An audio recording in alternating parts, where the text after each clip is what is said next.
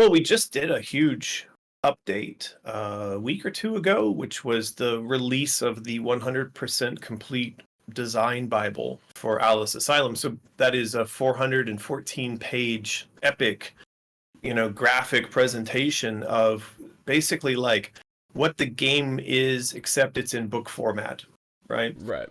And that's what our pre-production team has been working on for the last couple of years. So it was a massive undertaking by 6 artists that are funded by our supporters over on Patreon. We shared the development with constant updates as that was getting produced.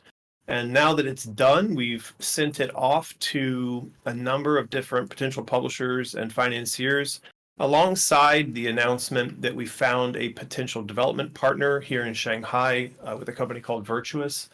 Mm-hmm. And that we've outlined a very clear vision for what is the game, how much is it going to cost to develop, how long is it going to take to develop, and where and how are we going to develop it, right?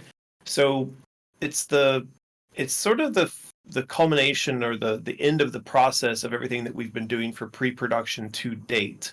And it takes us into a new phase, which is to go out and to pitch that material and hopefully find somebody who is willing to fund it, so that we can get it into development. But it's a big ask. We're asking for like $40 million US Mm-hmm. to fund a new game. And I honestly don't know if the appetite for that is out there or not. The games industry kind of moves in cycles, and there's periods of time where, narrative driven story games are everybody wants to make one, and there's times where no one wants to touch them.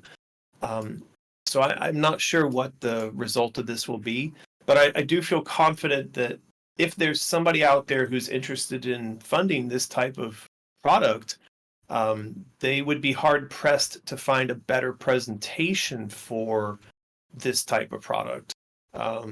So yeah, we're hopeful that it'll get in front of the right eyeballs and someone will pick it up. Mm-hmm. Well, I mean, that all sounds pretty positive for fans of the series, at least. Definitely some big movements. Yeah, I mean, it's we're doing everything we can. At the end of the day, I don't own it. I don't own the rights. EA does, and it's ultimately really up to them to make it where the rights are in a position where something new can get done, and or maybe they would even fund something new. But for my personal role in this, I feel like I'm coming to an end on it, because I no longer want to be the person responsible for trying to get it made after I've done this effort. If this gets it done, that's great. It was my goal from the start. If it continues to flounder and can't get made, there's not much else that I personally can do to make that a reality. And to be honest, like frankly, I get to be a little bit tired of being the torchbearer for the entire franchise, when it often opens me up to criticism from people who are like, why are you taking so long to do this? Right, yeah. And I just think like, hey guy, I don't get paid for doing this, right?